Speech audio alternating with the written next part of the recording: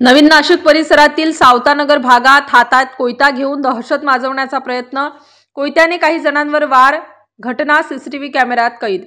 नवीन नाशिकमध्ये एकीकडे आयुक्त आपल्या दारी हे उपक्रम चालू असताना पवननगर पोलीस चौकीच्या हाकेच्या अंतरावर असलेल्या सावतानगर परिसरात कोयत्याने काही जणांवर वार केलेली घटना सीसीटीव्ही कॅमेऱ्यात कैद झाल्याचे दिसून आले।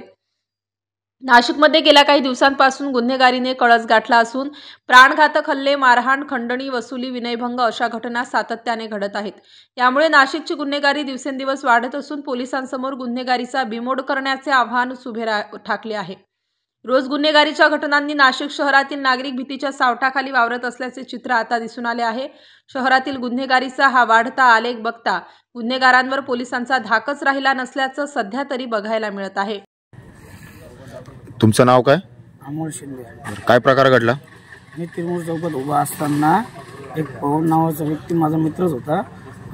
ॲक्च्युली तो काय कारणामुळे मला मारायला आला, पाठीमागून कोयता घेऊन आला। तर माझ्या एका समोरच्या मित्राने आवाज दिला, म्हणे कोयता घेऊन आले कोणतरी वाक। मी वाकलो खाली, तो वाकल्यानंतर माझ्या खांद्यावर कोयता लागला गेला। त्याचा जीव मारण्याचा प्रयत्न होता मला।